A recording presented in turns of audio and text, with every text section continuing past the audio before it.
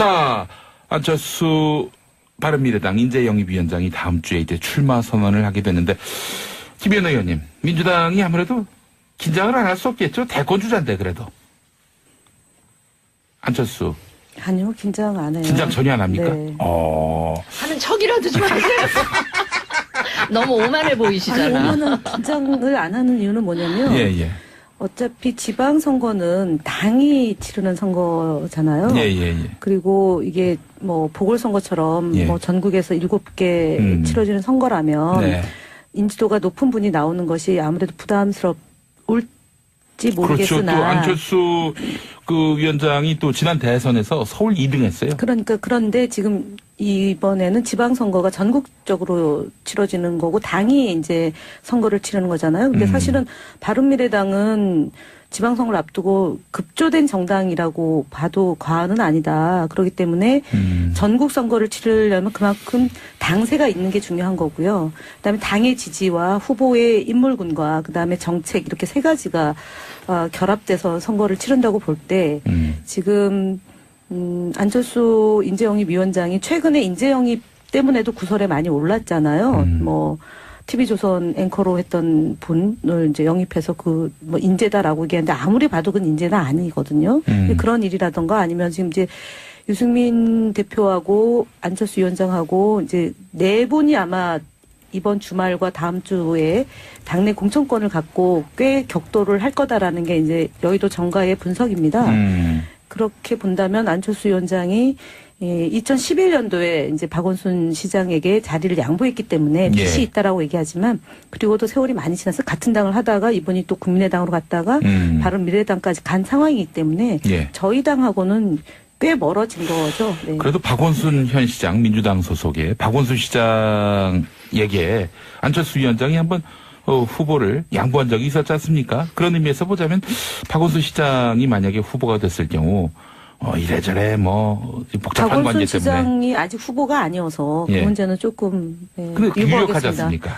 그러면 박영선 후보나 우상호 후보께서 싫어할 것 같아서. 근데 그 양보 어쩌고 하는 문제는 민주당의 박영선 후보하고 우상호 후보가 박 시장을 공격하기 위한 그거지 안철수 후보나 바른미래당 입장에서는 전혀 그 생각 안 하고 있거든요. 그래서 그게 이슈가 될 일은 없다고 보고요. 선거라는 게 우리 김현 의원님은 이제 당이 치른다 그랬는데 당이 치르던 후보가 치르던 선거는 구도하고 바람이라고 봅니다. 그러니까 구도가 이제 어떻게 되는지를 좀 봐야 되고 지금 수도권 특히 서울 같은 경우는 문재인 대통령 지금 출범이 1년 지나가면서 지금 뭐 남북 문제나 이런 걸로 덮여 있긴 하지만 이 정책을 하나하나 들어가 보면 정책적으로는 굉장히 실망한 계층들이 많아요. 그래서 문정부에 했지만 또 그렇다고 한국당에는 한국당을 대안으로 생각하거나 한국당에는 더더욱 그 절망하는 이런 말없는 다수가 평상시에 여론조사에는 응답을 안 하지만 이분들이 선거 때는 꼭 투표하는 그 계층이 있습니다. 그 계층을 중심으로 저는 바람을 일으킬 수 있다고 보고요. 안철수 바람이 일어날 수 있다고 저는 물론 제가 희망 섞인 기대에 섞인 바람이긴 하지만 뭐 저는 그렇게 보고 있습니다. 나는 이번에요. 차명진 의원님. 박원순 시장이 이 서울시장 후보가 안 될 수도 있다는 생각이 들어요. 그래요. 그 이유는 제가 볼 때는 이제 그 현재 이분이 현역으로서의 우위에 있지만, 첫째는, 현재 지금 추세가 민주당에서 이 광역단체장 후보가 되는 사람들의 추세가 문재인 대통령하고 얼마나 가까우냐. 이런 추세에 있어요. 그런 추세에 있기 때문에 박원순 시장한테는 불리하고 또 하나는 더더욱이 이게 소위 말하면 이제 필요 충분 조건인데 안철수 후보가 이 바른미래당의 후보로 나올 경우에 대한민국 사람들은 일정하게 이제 이런 그 사적인 이런 것이 정치적인 요인으로 상당히 중요하거든요. 그렇기 때문에 한번 양보한 사람이 나오네. 이것이 실제 그 민주당의 이 대의원들 내지는 공천을 하는 사람들의 의식에 상당히 영향을 미칠 거라고 봐요. 그래서 저는 박원순 시장에게 이렇게 낙관적이지 않는 판일 것 같다라고 좀 예측을 해봅니다. 차명진 의원님은 경기도 부천의 지역구를 두셨던 그런 지금도 지역구시죠? 네. 예. 경기도지사는 어떻게 보세요? 지금 아무래도 문재인 대통령과 가까운 전해철 후보와 그렇죠. 그 점에서도 저는 이제 이재명 시장이 지금 뭐 여론조사하면 상당히 압도적이라고 하는데 예. 그 점에서도 저는 이재명 시장이 경기도지사의 민주당 후보로 안 될 가능성도 크다. 그거는 첫째 그 현재 이재명 시장이 문재인 대통령하고 그렇게 가깝지 않다는 측면 하나고 네. 두 번째는 제가 이분한테 700만 원 물어줬거든요. 그래서 뭐 본인의 바램을 얘기야, 민원을 얘기하지. 아니 왜냐면은 이제 그 여러 가지 이제 방송에서 이제 이분한테 이제 안 좋은 얘기를 했는데 하여튼 뭐 예. 그런데 그런 예. 그런 사연이 있듯이 네. 상당히 이제 이 여러 가지로 좀 불안한 그런 측면들이 있어요. 그래서 이분도 저는 그렇게 많은 분들이 생각하듯이 기정사실화 후보로 된 것처럼 생각하는데 그렇지 않을 수 있다라고 저는 전망을 합니다. 근데 앞서 이제 우리가 선거는 현실이라고 얘기를 했잖아요. 네, 박원석 의원님. 그래서 이게 주관적이거나 기대 섞인 희망 말고 정말 현실적으로 상황을 봐야 되는데, 물론 이제 정치공학적인 그런 이제 사고를 하면 지금 진단을 하셨듯이 이제 문재인 대통령하고 얼마나 가까우냐. 이게 이제 광역단체장 후보 결정에 예. 특히 이제 당내 무슨 당원입니까? 권리당원이라 그러나요? 권리당원이요. 네. 그 표심을 좌우할 수 있다 이렇게 볼 수 있는데 실은 이미 서울시장 선거도 그렇고 경기지사 그 선거 상황도 그렇고 지금 박원순 시장이나 이재명 그 전 시장이 성남시장이 이게 압도하고 있습니다. 구도를. 네. 그래서 그런 이제 정치공학적 상황 그 사고가 끼어들 여지가 별로 없어 보인다. 그리고 서울시장 선거 같은 경우에는 이게 이제 당내 경선에서 그런 역전이 일어나려면은 뭔가 예. 판을 흔드는 센 변수가 나와야 되는데 예. 사실은 박영선 의원도 그렇고 우상호 의원도 그렇고 그다지 그 당원들 눈에나 아니면 일반 국민들 눈에 이렇게 참신하고 새로운 뭐 이런 어떤 그 캐릭터를 가진 후보들은 아니에요. 그래서 이게 거의 굳어져 가고 있다 저는 이렇게 보고 있고요. 앞서 이제 안철수 그 대표의 이제 서울시장 출마 얘기가 나왔는데 저는 상당한 그 여론의 지지를 얻을 거라고 봅니다. 왜냐하면 이게 이제 대선 후보였기 때문에 그래도 그 대선 후보가 갖고 있는 지난 대선에서의 뭐 지지나 이런 기반들이 좀 있다고 봐요. 근데 이게 지금 뭐 문재인 대통령이나 혹은 지금 뭐 민주당에 실망한 그런 그 말 없는 다수의 표를 결집해서 서울시장을 이기기는 어려워요. 객관적으로 보면 지금 뭐 지지율이나 이런 걸 봤을 때 예. 결국에는 이제 보수 결집을 시도해야 되고 예. 결국에는 그게 이 자유한국당과의 뭐 묵시의 연대는 뭐 이런 걸 기대하지 않으면 예. 그 이상 어느 정도 이상의 그런 지지세를 만들어내기 어렵고 예. 결국 지금 바른미래당이나 안철수 후보의 서울시장 선거 전략은 그게 관건적이지 않느냐. 예, 예. 이 자유한국당과의 묵시 연대를 만들어내느냐 못 만들어내느냐. 그걸 예, 예. 못 만들어내면은 저는 뭐 그 기대해보기 어려운 선거일 거라고 봐요. 제가 또 얘기해서 미안한데요. 예. 저는 그렇게 생각 안 해요. 이게 이제 첫째 차명진 의원님. 예, 앞으로 이 2달 동안 정치적 상황이 어떻게 변할지 모른다. 특히 남북 관계는 거의 하루에 한 번씩 바뀌고 있다. 그다음에 두 번째, 이 현재 문재인 대통령의 높은 지지율과 민주당의 지지율이 디카플링 할 수 있다. 디카플링? 그게 무슨 말입니까? 서로 따로 놓을 수 있죠. 우리 정치사에서 그런 경우들이 많아요. 예. 대통령 지지율은 높은데 정당 지지율은 떨어지는 수가 있어요. 특히 뭐 제가 미안한 얘기지만 뭐 현재 민주당에서 미투 사건 같은 것들이 많이 나면서 그리고 그 여러 가지 그 정책적 실패 이런 것에 대한 어떤 문제가 제기되면서 민주당 지지율이 떨어질 수 있어요. 그다음에 세 번째 이제 우리가 중요하게 봐야 될 게 안철수 후보가 과연 독자의 표를 가질 것이냐. 그리고 지금 계속 안철수 후보를 지금 이제 이 보수 쪽으로 몰아가지고 자유한국당하고 표를 나눠 가지게 하려는 이제 여당 내지는 그와 유사한 정당들의 그런 이제 이 소위 말해 프레임 작업에도 불구하고 여당 프레임이라고 보시는군요. 네, 예, 프레임에도 불구하고 안철수 대표는 제가 볼 때는 예. 이 현재 여당 박원순 후보하고 표를 나눠 먹게 할 거예요. 조금 아까도 얘기했잖아요. 분명히 얘기했다고. 박원순 후보하고 안철수 후보가 서로 후보를 양보했느니 어떠니 이런 식이기 때문에 제가 볼 때는 아마 지금 이제 소위 전문가 하시는 분들이 예측하는 것과 달리 예. 상당히 의외의 결과가 나올 수 있다라고 저는 예측합니다. 저희 그 당 얘기를 지금 앞서 저 자유한국당 얘기하니까 남의당 얘기 그렇게 자신있게 얘기하냐고 말씀하셨는데. 네, 김혜연 의원님. 예, 저희 더불어민주당은 첫 번째 말씀하신 남북 관계가 하루하루 달라진다. 그래서 안개 전국에서 봄날이 오고 있다. 봄이 오고 있다라고 말씀드리고 이것은 긍정적인 요인으로 작용할 거다라는 점을 말씀드리고요. 두 번째로 문재인 대통령의 지지율과 정당 지지율 간의 격차가 있어서 정당 지지율이 하락할 수 있다. 정책적 실패, 미투 얘기를 하셨는데 그렇게 당이 호락호락하지 않다는 점 말씀드리고요. 그리고 세 번째로 안철수 후보가 박원순 지금 시장에게 양보한 것이 부정적 요인으로 된다라고 얘기한 건 앞서도 말씀드렸던 것처럼 2011년도 얘기고요. 그 이후에 안철수 위원장은 대선 후보에서도 문재인 후보에게 양보를 했기 때문에 예. 지난 2017년도 대선에서 그러니까 그거에 대해서 어떻게 생각하느냐라는 논리가 있었지만 전혀 영향을 미치지 않았다라는 게 이미 1년 전 지난 대선, 그러니까 2012년도 양보론과 2017년도 경쟁하면서 이미 시효가 정리가 됐습니다. 그래서 예. 서울시장 보궐선거에서 양보한 얘기는 그냥 호사가 얘기일 뿐이고 이번 2018년도 지방선거를 앞두고 안철수 위원장의 그간의 정치 행보, 새정치를 갈구한다고 했지만 사실은 그닥 새정치로서의 비전이나 이런 것들을 내놓지 못했기 때문에 바른미래당의 후보 또는 자유한국당의 후보를 못 내므로 인해서 사실상 2당과 3당의 연대 후보로서 나와서 저희 더불어민주당 후보와 붙게 된다라면 저는 안철수 후보의 신선도가 많이 떨어졌기 때문에 예. 그렇게 효과적인 의미 있는 득표는 하지 않을 거다. 마지막으로 말씀드리면 문재인 대통령의 지지도는 자유한국당 또는 바른미래당, 정의당을 지지하는 분들까지 포함해서 국정 운영을 잘한다라고 찬성하는 것이고요. 예. 저희 그 안에서 각 정당에 지지하는 것을 표현할 때 45%에서 52%까지 해서 예. 안정적으로 지지율이 관리되고 있다는 점 말씀드립니다. 예, 저 진수입니다.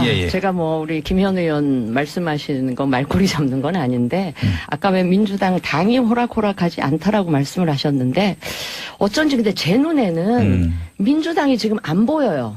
남북 회담, 남북 문제 관리하는 이 과정에서도 당도 안 보이고 심지어는 외교부 포함해서 정부 자체가 안 보여요. 청와대만 보여요.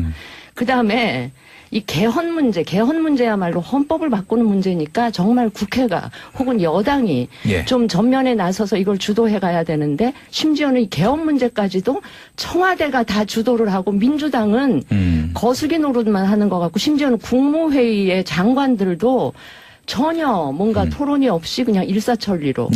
그러니까 이게 저는 아까 이 차명진 의원이 당과 대통령의 지지율이 디커플링 한다는 저는 디커플링이 아니고 그냥 대통령 지지율에 엎혀서 그냥 민주당이 가고 있는 거지 여당 존재 자체가 존재감이 지금 너무 없어요. 그거 저는 되게 위험한 말씀인데요. 지금 걱정돼서 드리는 말씀. 지금 개헌의 문제에 대해서 더불어민주당이 없다고 얘기하는데 그러면은 자유한국당이나 바른미래당이 개헌에 대해서 어떤 태도를 보이는지에 대해서 자성해야 된다는 점 먼저 말씀드리고요.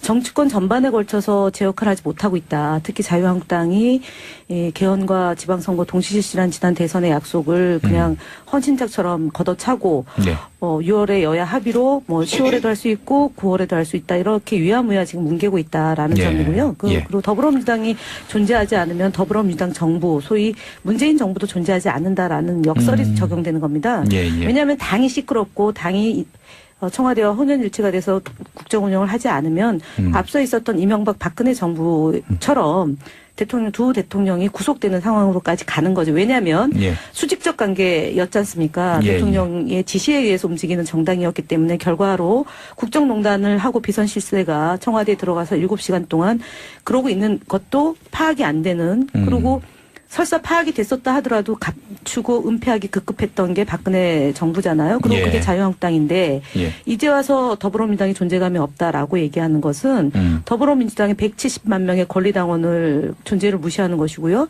그다음에 문재인 정부 성공을 위해서 당이 혼연일체 되는 것도 무시하는 거다라고 그러니까 합니다. 바로 그겁니다. 그 지난 두 정부에서 야당이었던 민주당이 끊임없이 공격했던 게 그 여당이 뭐 청와대 출장소냐 거수기냐 이렇게 계속 공격을 하길래 저는 만약에 민주당 정부가 들어서면 여당이 굉장히 목소리를 많이 내고 아닌 건 아니라고 청와대나 대통령한테 얘기하고 굉장히 활발하게 움직일 거라고 저는 내심 기대를 했었어요. 예. 그런데 지난 박근혜 정부와 이명박 정부하고 다를 게 전혀 없는 그 두 그거를 정부하고 보는 것 성격이 같아서. 다른 정부이죠. 아유, 그게 말이 안 되는 이게 거죠. 그래서 사실은 개헌을 하자는 거잖아요. 예, 박원석 의원님. 대통령이나 예. 청와대 힘 좀 빼고 예, 예. 그다음에 국회가 조금 제 목소리 가지고 일을 할 수 있도록 그래서 좀 이 개헌 문제에 대해서 지금 벌써 개헌 특히 1년 해왔고 예, 이제 예, 예. 저 대통령 개헌안을 던졌기 때문에 국회가 논의 안 할 수가 없어요. 예, 예. 논의하기로 했는데 바른당도 그렇고 자유한국당도 그렇고 개헌안을 좀 내시라는 거예요. 예, 예, 저희 예. 정의당 개헌안을 냈거든요. 예. 정의당 개헌안을 냈습니다.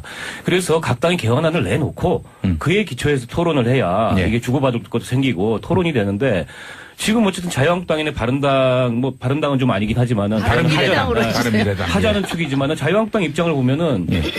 그 개헌안은 안 내놓고 권력 구조에 대해서 사실은 명확하지가 않아요. 명확하지 않게 어쨌든 뭐 그 분권형 대통령제 해야 된다 이렇게 얘기만 하고 이 개헌 협상을 하시려고 하는 건지 안 하려고 하는 건지 이렇게 그냥 뭉개면서 세월 가기를 바라는 건지 이게 좀 불분명하다는 거예요. 지금 말씀하셨던 그런 문제를 극복하기 위해서라도 집권 초기에 어쨌든 모든 게 다 청와대로 쏠리고 여당은 뭐 들러리 비슷하게 이게 역대 어느 정부에나 있었던 일입니다. 예. 그래서 이런 문제를 사실은 구조적으로 극복하기 위해서 권력 구조 문제를 포함한 개헌을 하자는 건데 왜 개헌 논의 이렇게 소극적이시냐? 아, 근데 저는 이 말씀을 드리고 싶어요. 청와대에서. 짧게, 우리 차명진 의원님께도. 예. 청와대에서 근데 야당을, 그러니까 이 한국당이나 이런 쪽을 너무 개헌안을 갖고 자극한 측면이 있어요. 정말 개헌안 진정으로 논의를 할 요량이었으면 한국당 너무 자극하지 말고 대통령 발의하는 방식도 좀 바꾸어서 했어야 되는데 이거는 저는 좀 방식이 잘못됐다. 절차나 예. 방식이 예. 되게 권위적이고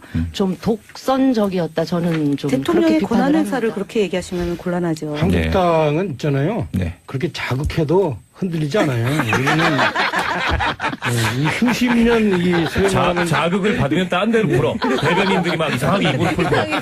수십 년 이 우파의 중심으로서 이렇게 그 단련되어 왔기 때문에 아니 근데 너무 우리를 이렇게 자극하는 여러 그 군소 정당들의 그 장난에도 불구하고 모든 걸 삭히고 오히려 이제 대한민국 아니, 미래를 안 삭히고 위해서 입만 아직 말인데. 해당 국적을 모르셔요. 군소 개헌과 야당이라뇨. 관련해서 얘기하면은요 군소 이렇습니다. 제1당은 더불어민주당이죠. 일시적으로 표를 좀 많이 우리는 제일 얻었다고 야당. 일시적으로 표를 많이 얻었다고 그게 또 군소정당이 아닌 건 아니고 예. 개헌과 관련해서 알겠습니다. 자유한국당 안이 있으니까요. 그걸 갖고 아니, 내놓으세요. 예, 여당의 안으로 저 청와대 안을 그대로 받아서 여당 안으로. 예, 여당 안으로 그 예, 청와대 안을 알겠습니다. 그대로 받아서 하지 말고 예. 실제 이번 개헌의 핵심 쟁점인 제왕적 대통령제를 어떻게 우리가 소위 말하면 이제 그 충격 없이 예. 완화할 것인가에 대해서 예. 그야말로 이제 허리띠 풀고 예. 논의를 할 수 있는 자세가 여당에게 있어야 돼요. 순식간에 민주당을 제1당을 군소정당으로 군소정당으로 전락시켰어요. 네. 만드셨어요. 대단합니다, 우리 최명진 의원님. 오늘 억지가 좀 심하셔요. 아니요, 하여튼 그 농담으로 하신 말씀일 텐데. 아니 뭐 예, 아주 진심입니다. 야당은 원래 그렇죠 뭐. 대한민국 역사를 쭉 보면은 예. 그 자유한국당은 이름은 바뀌었으나 자유당에서 자유한국당으로. 자, 세월호 7시간의 그 진실이 하나둘씩 이제 드러나고 있는데 자유한국당이 이제 논평을 냈다가 여러 번 또 수정을 했습니다. 이거 어떻게 된 일입니까? 이제 홍지만 버전, 장재원 버전이 있잖아요. 예. 차명진 버전은 저라면 예. 저도 제가 그 수석 대변인 초대 수석 대변인 출신이에요. 그러셨죠. 우리 예. 여기 그렇죠? 여기 저 진수 의원님 계시지만 예. 그래서 이제 제가 드리는데 차명진 버전은 이렇게 안 할 겁니다. 이제 어떻게 하실 저라면 것 이렇게 같아요? 그러니까 예. 간단하게 얘기하면 이래요. 예. 상황 파악 못한 대통령 그리고 대통령에게 제대로 그 상황을 보고하지 못한 비서진 예. 그리고 이런 중차대한 시점에 재난대책 관계자가 아닌 최소원과 회의를 한 어떤 대통령 네. 이 부분 일종의 이제 한마디로 근무 태만에 대해서는 일단 잘못을 시인하고 사죄한다.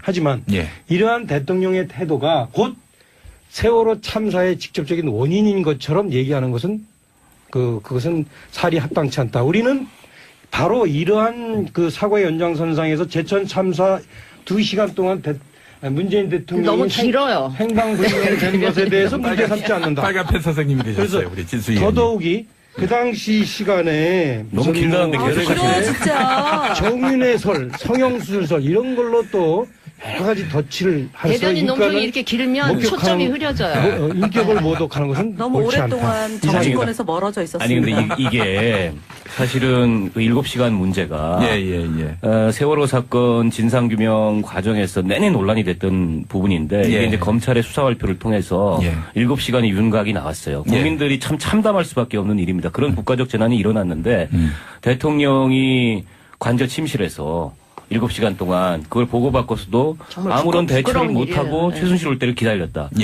정말 이 참담한 일이에요.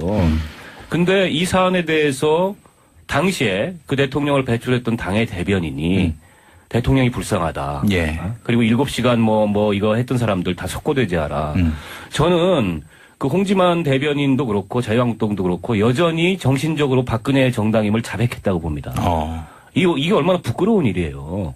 그리고 연이은 지금 대변인들의 설화가 지금 자유한국당 내에서 그 계속 이어지고 있잖아요. 그러니까 일종의 놔두지? 이 자유한국당이 공당으로서 그것도 대한민국 제1야당으로서의 이 뭐랄까요 컨트롤 능력 이거 상실한 것 같아요. 그럼 아무 말 대잔치를 하고 있어요 지금 연이어서.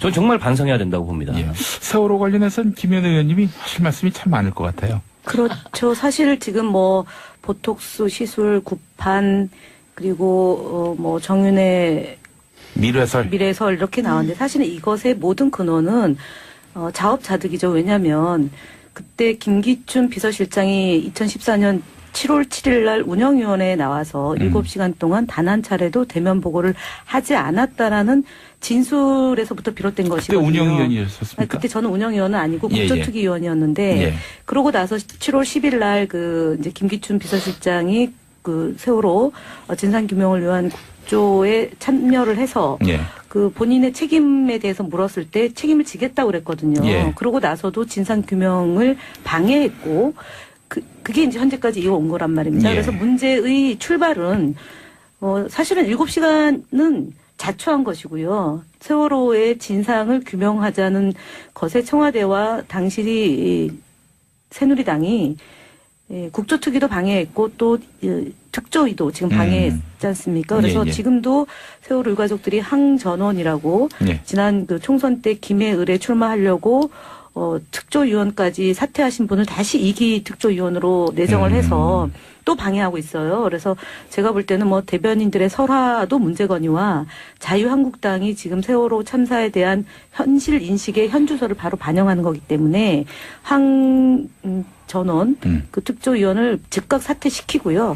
그리고 앞서 말씀하셨던 대변인들의 그런 설화가 단순히 문제에서 기인한 건 아니라고 봅니다. 그러니까 근본적으로 세월호 참사에 대한 규명, 그러니까 원인 규명에 대한 의지가 없을 뿐만 아니라 수학여행을 다녀러 가서 사고가 난 거지 이것이 무슨 국가 재난이며 그것이 청와대에서 왜 이 문제까지 대통령이 나서서 구조하라고 했어야 되느냐라는 인식의 출발선 자체에서부터 비롯된 거다라고 봅니다. 유족분들이 황전원 위원을 반대하는데 그냥 뭐 교체하면 되는 거 아닐까요? 어떻게 보세요, 차명진 의원님?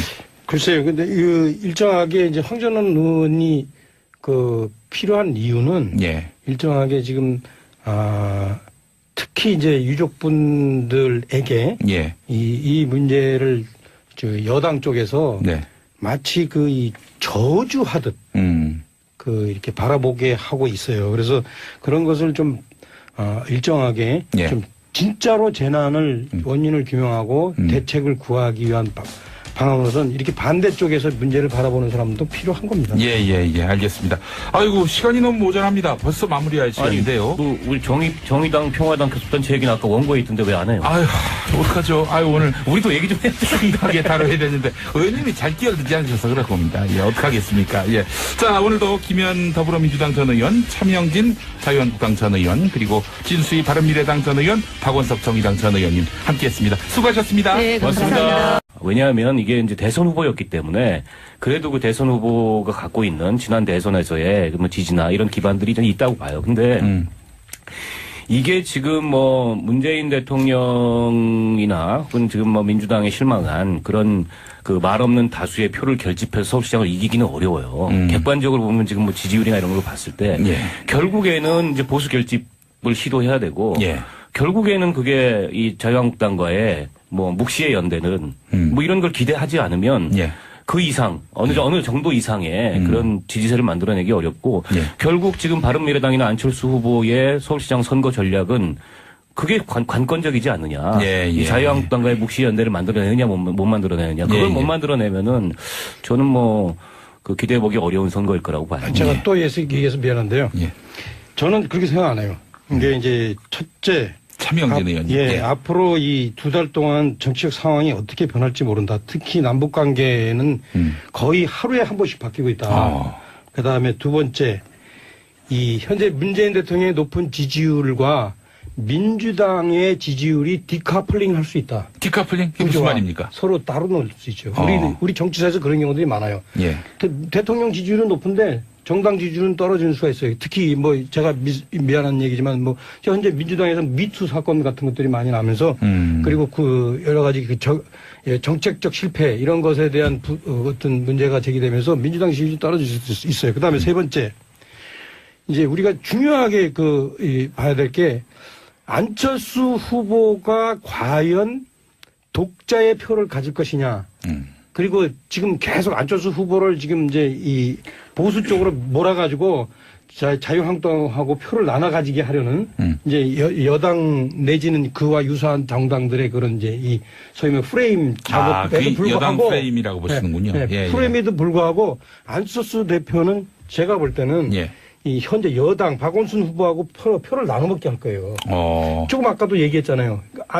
분명히 얘기했다고. 박원순 후보하고 안철수 후보가 서로 후보를 양보했느니 어떠니 이런 식이기 때문에 제가 볼 때는 아마 지금 이제 소위 전문가 하시는 분들이 예측하는 것. 경기도 부천에 지역구를 두셨던 그런 지금도 지역구시죠? 네. 예. 경기도지사는 어떻게 보세요? 지금 아무래도 문재인 대통령과 가까운 전해철 후보와 그렇죠. 그 점에서도 저는 이제 이재명 시장이 지금 뭐 여론조사하면 상당히 압도적이라고 하는데 예. 그 점에서도 저는 이재명 시장이 경기도 지사의 민주당 후보로 안 될 가능성도 크다. 그거는 첫째 현재 이재명 시장이 문재인 대통령하고 그렇게 가깝지 않다는 측면 하나고 네. 두 번째는 제가 이분한테 700만 원 물어줬거든요. 그래서 뭐 본인의 바람을 얘기해, 민원을 얘기해. 아니, 왜냐면은 이제 여러 가지 이제 방송에서 이제 이분한테 이제 안 좋은 얘기를 했는데, 하여튼 뭐. 예, 그런데 그런 그런 사연이 있듯이 네. 상당히 이제 여러 가지로 좀 불안한 그런 측면들이 있어요. 그래서 이분도 저는 그렇게 많은 분들이 생각하듯이 기정사실화 후보로 된 것처럼 생각하는데 그렇지 않을 수 있다라고 저는 전망을 합니다. 근데 앞서 이제 우리가 선거는 현실이라고 얘기를 했잖아요. 네, 박원석 의원님. 그래서 이게 주관적이거나 기대 섞인 희망 말고 정말 현실적으로 상황을 봐야 되는데, 물론 이제 정치공학적인 그런 이제 사고를 하면 지금 진단을 하셨듯이 이제 문재인 대통령하고 얼마나 가까우냐. 이게 이제 광역단체장 후보 결정에 예. 특히 이제 당내 무슨 당원입니까? 권리당원이라 그러나요? 권리당원. 네. 그 표심을 좌우할 수 있다 이렇게 볼 수 있는데 실은 이미 서울시장 선거도 그렇고 경기지사 선거 상황도 그렇고 지금 박원순 시장이나 이재명 전 시장이 성남시장이 이게 압도하고 있습니다. 구도를. 네. 그래서 그런 이제 정치공학적 사고가 끼어들 여지가 별로 없어 보인다. 그리고 서울시장 선거 같은 경우에는 이게 이제 당내 경선에서 그런 역전이 일어나려면은 뭔가 판을 흔드는 센 변수가 나와야 되는데 사실은 박영선 의원도 그렇고 우상호 의원도 그렇고 그다지 당원들 눈에나 아니면 일반 국민들 눈에 이렇게 참신하고 새로운 뭐 이런 어떤 캐릭터를 가진 후보들은 아니에요. 그래서 이게 거의 굳어져 가고 있다 저는 이렇게 보고 있고요. 앞서 이제 안철수 대표의 이제 서울시장 출마 얘기가 나왔는데 저는 상당한 여론의 지지를 얻을 거라고 봅니다. 민주당의 예. 박영선 후보하고 예. 우상호 후보가 박 시장을 공격하기 위한 그거지 예. 안철수 후보나 바른미래당 입장에서는 전혀 그 생각 안 하고 있거든요. 그래요? 그래서 그게 이슈가 될 일은 없다고 보고요. 선거라는 게 우리 김현 의원님은 이제 당이 치른다 그랬는데 당이 치르던 후보가 치르던 선거는 구도하고 예. 바람이라고 봅니다. 예. 그러니까 구도가 이제 어떻게 되는지를 좀 봐야 되고 예. 지금 수도권 특히 서울 같은 경우는 문재인 대통령 지금 출범이 1년 지나가면서 지금 뭐 남북 문제나 이런 걸로 덮여 있긴 하지만 이 정책을 하나하나 들어가 보면 정책적으로는 굉장히 실망한 계층들이 많아요. 예. 그래서 문정부에 했지만 또 그렇다고 한국당에는 한국당을 대안으로 생각하거나 한국당에는 더더욱 그 절망하는 예. 이런 말 없는 다수가 평상시에 여론조사에는 응답을 안 하지만 예. 이분들이 선거 때는 꼭 투표하는 그 계층이 있습니다. 네. 그 계층을 중심으로 저는 바람을 일으킬 수 있다고 보고요. 안철수 바람이 일어난다. 일어날 수 있다고 저는 물론 제가 희망 섞인 기대에 섞인 바람이긴 하지만 뭐 저는 그렇게 보고 있습니다. 나는 이번에요. 네. 차명진 의원님. 예. 박원순 시장이 이 서울시장 후보가 안 될 수도 있다는 생각이 들어요. 그래요? 그 이유는 제가 볼 때는 이제 그 현재 이분이 현역으로서의 우위에 있지만 첫째는 현재 지금 추세가 민주당에서 이 광역단체장 후보가 되는 사람들의 추세가 문재인 대통령하고 얼마나 가까우냐 이런 추세에 있어요. 그런 추세에 있기 때문에 박원순 시장한테는 불리하고 또 하나는 더더욱이 이게 소위 말하면 이제 필요 충분 조건인데 안철수 후보가 이 바른미래당의 후보로 나올 경우에 대한민국 사람들은 일정하게 이제 이런 그 사적인 이런 것이 정치적인 요인으로 상당히 중요하거든요. 그렇기 때문에 한번 양보한 사람이 나오네. 이것이 실제 그 민주당의 이 대의원들 내지는 공천을 하는 사람들의 의식에 상당히 영향을 미칠 거라고 봐요. 그래서 저는 박원순 시장에게 이렇게 낙관적이지 않는 판일 것 같다라고 좀 예측을 해봅니다. 차명진 의원님은 안철수 바른미래당 인재영입위원장이 다음 주에 이제 출마 선언을 하게 됐는데 김현 의원님, 민주당이 아무래도 긴장을 안 할 수 없겠죠? 대권 주자인데 그래도 안철수. 아니요, 긴장 안 해요. 긴장 전혀 안 합니까? 네. 하는 척이라도 좀 하세요. 너무 오만해 보이시잖아. 아니, 오만은 긴장을 안 하는 이유는 뭐냐면 어차피 지방선거는 당이 치르는 선거잖아요. 그리고 이게 뭐 보궐선거처럼 뭐 전국에서 7개 치러지는 선거라면 인지도가 높은 분이 나오는 것이 아무래도 부담스러울지 모르겠으나. 그렇죠. 또 안철수 그 위원장이 또 지난 대선에서 서울 2등 했어요. 그런데 지금 이번에는 지방선거가 전국적으로 치러지는 거고 당이 이제 선거를 치르는 거잖아요. 근데 사실은 바른미래당은 지방선거를 앞두고 급조된 정당이라고 봐도 과언은 아니다. 그렇기 때문에 전국 선거를 치르려면 그만큼 당세가 있는 게 중요한 거고요. 그다음에 당의 지지와 후보의 인물군과 그다음에 정책 이렇게 세 가지가 결합돼서 선거를 치른다고 볼 때 지금 안철수 인재영입위원장이 최근에 인재영입 때문에도 구설에 많이 올랐잖아요. 뭐 TV조선 앵커로 했던 분을 이제 영입해서 뭐 인재다라고 얘기하는데 아무리 봐도 그건 인재는 아니거든요. 그런 일이라던가 아니면 지금 이제 유승민 대표하고 안철수 위원장하고 이제 네 분이 아마 이번 주말과 다음 주에 당내 공천권을 갖고 꽤 격돌을 할 거다라는 게 이제 여의도 정가의 분석입니다.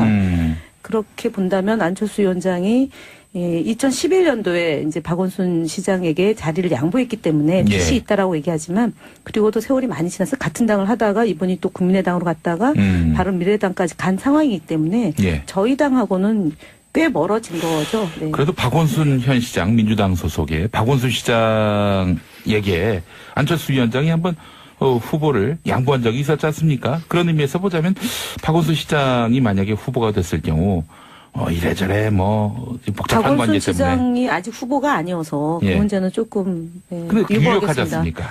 그러면 박영선 후보나 우상호 후보께서 싫어할 것 같아서. 근데 그 양보 어쩌고 하는 문제는 과 달리 상당히 의외의 결과가 나올 수 있다라고 저는 예측합니다. 저희 당 얘기를 지금 앞서 저 자유한국당 얘기하니까 남의당 얘기 그렇게 자신있게 얘기하냐고 말씀하셨는데. 네, 김혜연 의원님. 예, 저희 더불어민주당은 첫 번째 말씀하신 남북 관계가 하루하루 달라진다. 그래서 안개 전국에서 봄날이 오고 있다. 봄이 오고 있다라고 말씀드리고 이것은 긍정적인 요인으로 작용할 거다라는 점을 말씀드리고요. 두 번째로 문재인 대통령의 지지율과 정당 지지율 간의 격차가 있어서 정당 지지율이 하락할 수 있다. 정책적 실패, 미투 얘기를 하셨는데 그렇게 당이 호락호락하지 않다는 점 말씀드리고요. 그리고 세 번째로 안철수 후보가 박원순 지금 시장에게 양보한 것이 부정적 요인으로 된다라고 얘기한 건 앞서도 말씀드렸던 것처럼 2011년도 얘기고요. 그 이후에 안철수 위원장은 대선 후보에서도 문재인 후보에게 양보를 했기 때문에 예. 지난 2017년도 대선에서 그러니까 그거에 대해서 어떻게 생각하느냐라는 논리가 있었지만 전혀 영향을 미치지 않았다라는 게 이미 1년 전 지난 대선, 그러니까 2012년도 양보론과 2017년도 경쟁하면서 이미 시효가 정리가 됐습니다. 그래서 예. 서울시장 보궐선거에서 양보한 얘기는 그냥 호사가 얘기일 뿐이고 이번 2018년도 지방선거를 앞두고 안철수 위원장의 그간의 정치 행보, 새정치를 갈구한다고 했지만 사실은 그닥 새정치로서의 비전이나 이런 것들을 내놓지 못했기 때문에 바른미래당의 후보 또는 자유한국당의 후보를 못 내므로 인해서 사실상 2당과 3당의 연대 후보로서 나와서 저희 더불어민주당 후보와 붙게 된다라면 저는 안철수 후보의 신선도가 많이 떨어졌기 때문에 예. 그렇게 효과적인 의미 있는 득표는 하지 않을 거다.